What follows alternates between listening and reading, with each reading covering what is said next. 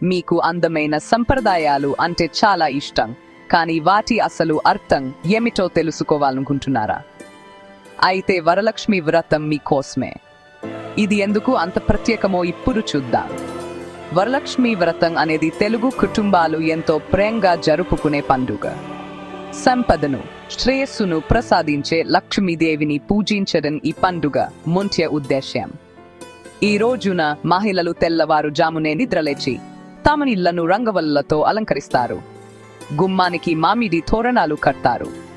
పూజ కలశంతో మొదలవుతుంది. ఈ కలశం లక్ష్మీదేవికి ప్రతీక. కుటుంబ సభ్యులందరూ కలిసి పూలు, స్వీట్లు సమర్పించి ఐశ్వర్యం, ఆనందం కలగాలని ప్రార్థిస్తారు. ముఖ్యంగా వివాహిత స్త్రీలు తమ కుటుంబ సభ్యుల క్షేమం కోసం ప్రార్థిస్తారు. ఆ తర్వాత అందరూ ఎంతో ఇష్టపడే ప్రసాదం ఉంటుంది కదా. వరలక్ష్మి వ్రతం కేవలం ఒక పూజ మాత్రమే కాదు, ఇది ఆశీర్వాదాలు, అఖిట ఆశలకు ప్రతీక. కాబట్టి మళ్ళీ మీరు ఆ దీపాలను చూసినప్పుడు మీకు తెలుస్తుంది వరలక్ష్మి వ్రతం జీవితాలను ప్రకాశవంతం చేస్తుందని.